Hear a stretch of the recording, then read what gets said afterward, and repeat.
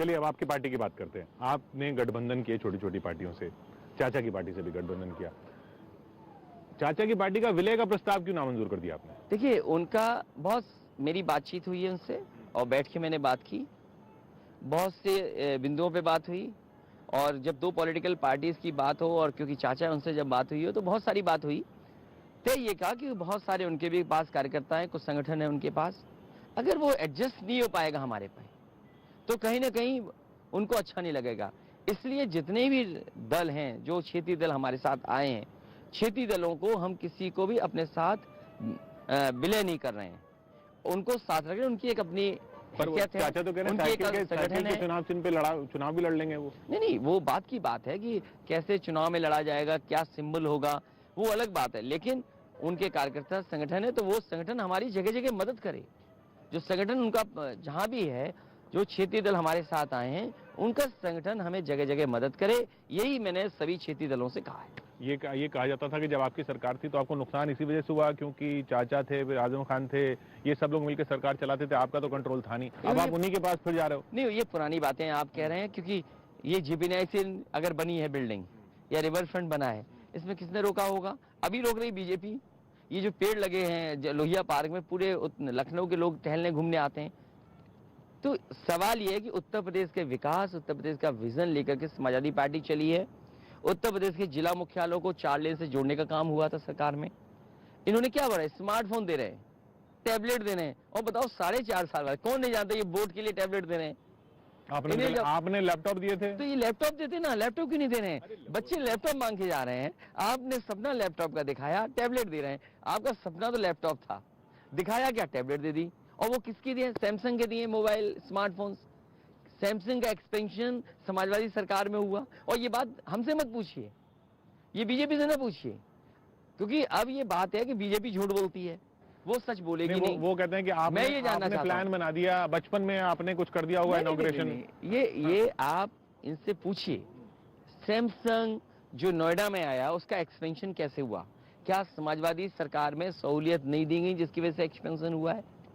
तो समाजवादी पार्टी का एक विजन है कि बिजली के कारखाने लगें, ट्रांसमिशन लाइन बने, डिस्ट्रीब्यूशन बेहतर हो, आपके सोलर जहां बढ़ा सकते हैं सोलर एनर्जी बढ़ाई जाए, आपके पानी का इंतजाम हो, नदियां साफ हों, आपके बिजली के कारखाने लग सकते हैं वो लगाए जाएं, आपके हॉस्पिटल्स बनाए जाएं। यहाँ पर कैंसर इंस्टीट्यूट बना है, वर्ल्ड क्लास कैंसर इंस्टीट्यूट है।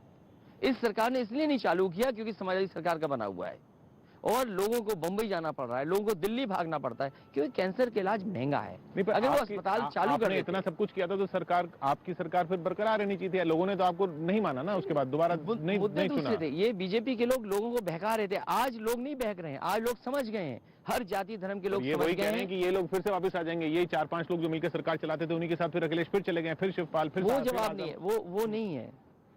उत्तर प्रदेश की जनता जान गई है कि भारतीय जनता पार्टी झूठ बोलती है। भारतीय जनता पार्टी ने के हर वादा जुमला निकला। भारतीय जनता पार्टी की हर बात झूठी है। भारतीय जनता पार्टी का हर विज्ञापन अखबारों का झूठा है।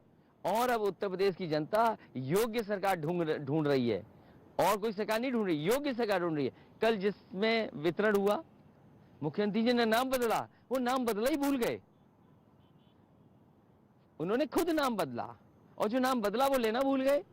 स्टेडियम में आज भी नहीं मैच हो पाए, 4.5 साल गुजर गए। आपने नया स्टेडियम क्या बनाया ये बताएं हमें।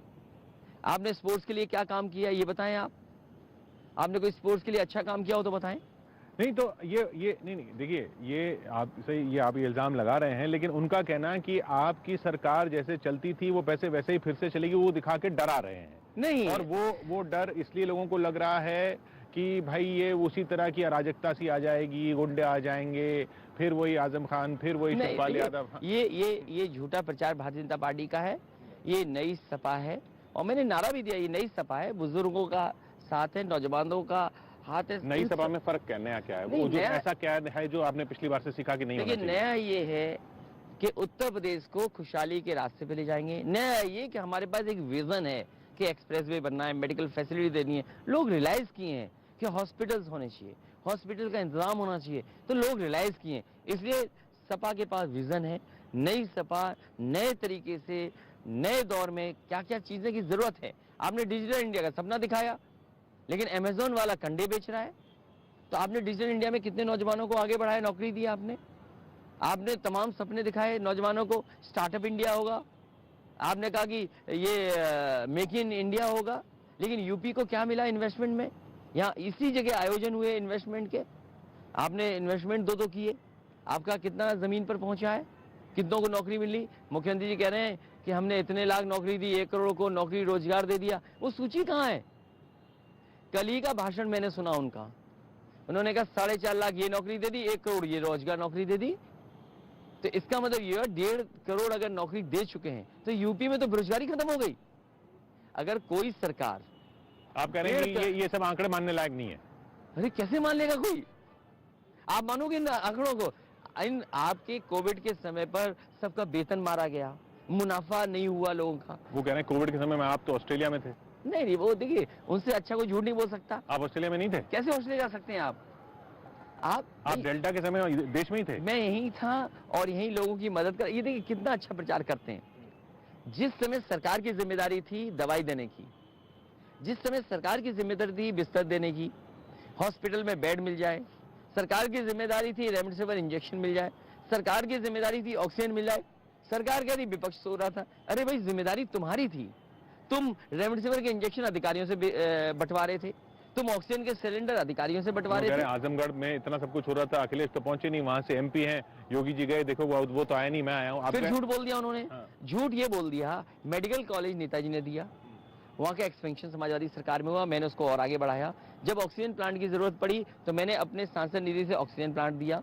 जब जरूरत पड़ी कि इस हॉस्पिटल में इन चीजों की जरूरत है, आपको एक जनरेटर देना पड़ेगा, मैंने जनरेटर दिया।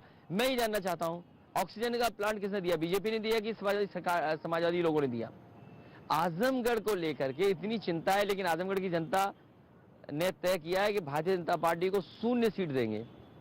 पूरे जिले में 0 सीट भारतीय जनता पार्टी 0 होने जा रही है आजमगढ़ में, क्योंकि वहाँ पे मुसलमान ज्यादा है और मुसलमान आपके सवाल पास है। देखिए, सवाल वहाँ हर बिरादरी के लोग देखते हैं। मुझे याद है मिश्रा लोग हैं, वो एक गांव है जहाँ पे बहुत ज्यादा म्यूजिक और सब चीजों को लेकर के आगे बढ़ते हैं। बताइए विकास किसने किया वहाँ का? सवाल मुसलमान का नहीं है, सवाल हिंदू का नहीं है, सवाल ये कि किसान को क्या दिया आपने, और सड़कें बनाई कि नहीं बनाई आपने? एग्रीकल्चर यूनिवर्सिटी बननी थी, वो क्यों ले गए आप अपने गोरखपुर में? वहाँ पे जो और सड़कें बननी थी अभी तक पूरी नहीं हुई। NHAI ने सड़क बनाई है, आप चलो उसमें पेट दर्द हो जाएगा, आप चलिए उसकी कमर न टूट जाए तो कहिएगा।